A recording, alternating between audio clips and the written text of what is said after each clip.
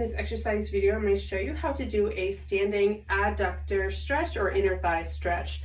This is nice to help stretch out the inner thigh, which could be causing pelvic pain or back pain or hip pain.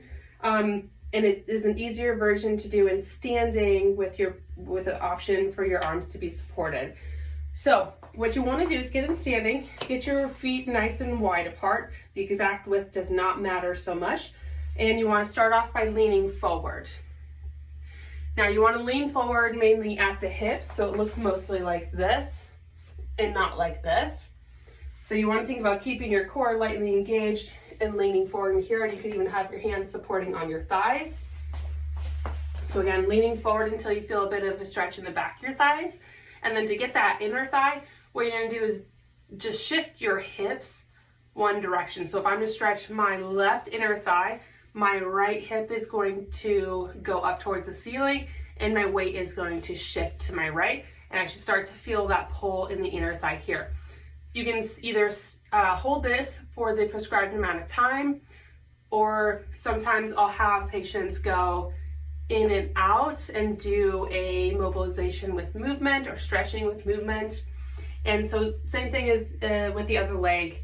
If you're going to stretch the right inner thigh, I'm going to shift my weight to the left, and my left hip is going to go up towards the ceiling until I feel that inner thigh stretch, and holding for the prescribed amount of time.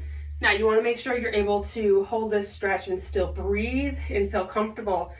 So if you're pushing so hard that you're causing your muscles to feel tighter or spasm or resist the stretch, you need to back off on the amount of stretch you're giving it.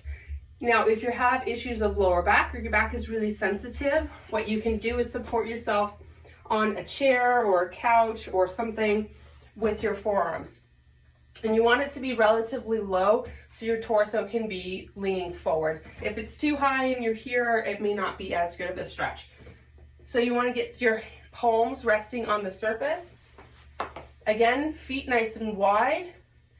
A little bit of core engagement, and make sure your back stays relatively flat. So I don't want you like this, and I don't want you like this. You're going to find that neutral flat back position. And then from here, again, you're just shifting to stretch my left inner thigh.